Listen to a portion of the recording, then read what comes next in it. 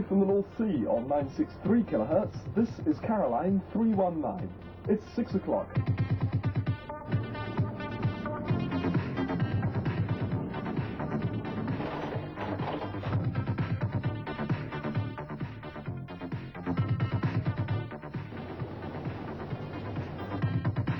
It's one of those mornings that I can't wake up this morning. From a point at sea to the circles of your mind, a new force is at work for planetary transformation. New radio for a new Earth on 963 kilohertz medium wave. Europe's voice of loving awareness is Radio Caroline. It is an immaculate ship. It is really the most amazing ship that I've ever seen. And it's perfect for the job. I mean, had I gone to the shipyard that built that ship and said, look, you know, build a radio ship, they couldn't have done a better job. It's unbelievable. I mean, I don't know whether you lads have been on when she's been rough, but it does not move. I mean, it is absolutely solid, which is really, really staggering. And when there's the heavy wind, because that huge mast is sort of held, the wind kind of holds it. And so the sea doesn't have any effect, whereas I suppose that mast wasn't on it, it would be moving a lot more, but the mast sort of acts as a sort of stabilizer. And so the thing just sits there perfectly. It's really extraordinary. 01-897-6203. In the United Kingdom, that's 01-897-6203. Priority Air Freight is a member of the Association of International Air Couriers. With album tracks live from the North Sea, this is Radio Caroline. Dave Richards for a Sunday morning, 20 to 8. We'll have the news from Newsweek, reported by Jay Jackson at 8 o'clock. 7:30, we started with David Knopfler, with Madonna's daughter, Christopher Cross, sailing, and that's the new album, #1 in the Caroline Countdown this week. For Roger Glover and The Mask with Fake It. The captain wakes me at about 4:30, pretty ungodly hour to get up in the morning. Usually a typical day starts around 15 minutes later, 4:45. Make tea, go to the library, choose this morning's records for on air at about 6 o'clock. Sort through the mail, any mail that needs sorting out, listen to some new material that regularly comes on board. And on air for usually in the studio about 10 to 6. After that, run through the day's advertising logs, sign and time those. Then at 10 o'clock, usual thing is to come off air, all the records away that I've used throughout that day. And usually after that, I must admit, it's usually a couple of hours sleep. Not being a terribly early evening person, I like to go to bed about midnight, so a couple of hours sleep. Midday, usually a snack, watch a couple of videos. Any more mail that needs to be sorted, then we go through that, the whole team, sort out times, dedications, that sort of thing. Mail that comes on board is taken very seriously. It's the only feedback we have. We haven't got a phone or anything, so that's the only time that we get to any audience reaction, obviously, is simply by mail. So audience response from the mail department is very, very strong. Mail, on average, is very good.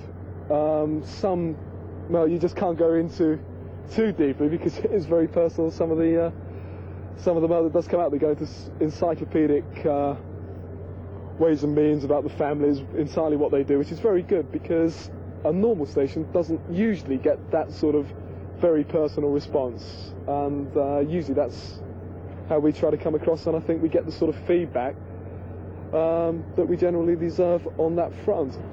With a constant variety of music, this is Radio Caroline. We get an awful lot of support from the record companies. A lot of material we get up front, which is very, very handy. So that also gets a very fair airing. So that normally takes us through till about 10. Usually though, during the day, it's sunny, so if it happens to be sunny, we do spend some of the time loafing around a little bit on deck sunbathing usually. Caroline. Let the love and awareness sound gently kiss your ears on Caroline. Caroline lies at anchor just off the busy shipping lanes leading to the docks of London and to other busy Thames estuary ports. During the summertime, visitors to the ship are very frequent. On this occasion, a Belgian fishing boat that had been in the area all week called by to barter some freshly caught fish for some bread and possibly leave behind a few record requests. The day our film crew visited the Ross Revenge was certainly one of the calmest summer days. Hard to believe from these shots that during the winter, northerly force 9 or 10 gales can batter the ship for days on end. But bad weather is nothing new for the 978-ton Ross Revenge. Formerly owned by Ross Fisheries, she has worked the North Sea and Icelandic fishing grounds for over 20 years. Problems in the fishing industry finally made her redundant. She was sold in 1979 and converted to a North Sea wreck recovery vessel. In March 1983, the port of registry was changed to Panama under the ownership of the Grotham Steamship Lines Incorporated. At this time, she was harboured in Santander in Spain, where the conversion to a radio ship took place. We found life on board to be very relaxed with an easygoing atmosphere, but work goes on constantly in all directions. Frequent watches are kept on transmitters and generators. Maintenance is carried out on the 300-foot transmitting mast, as well as the more day-to-day chores like cooking and cleaning.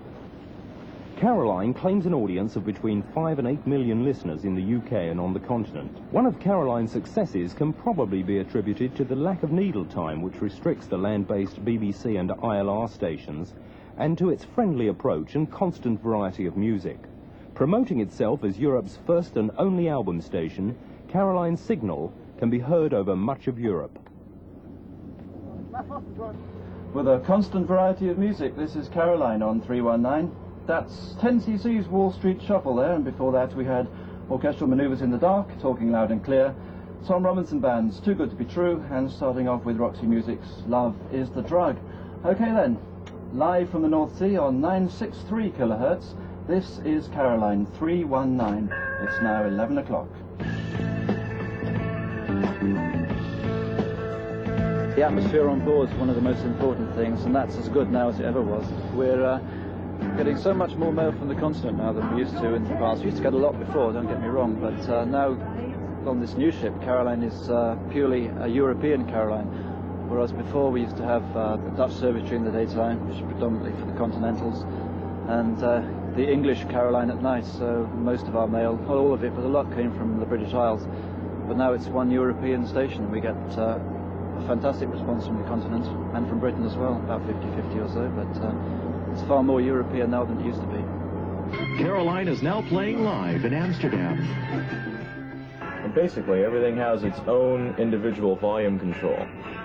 And the levels are brought up here so we can see what we're doing, so we don't overload any amplifiers in the way to the transmitter. 2 turntable pots are here, and volume controls for the cartridge machines, volume controls for the next studio in there, which we can bring in, our microphone, the news microphone, monitor, and basically we can queue up the records by listening on this other channel, which is more or less a spare channel, so we can find the beginning of records.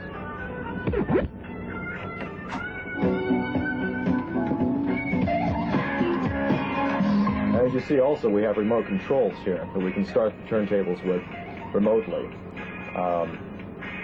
We have another option on here too where we can listen either off the air or off the panel. You'll hear there's quite a difference here.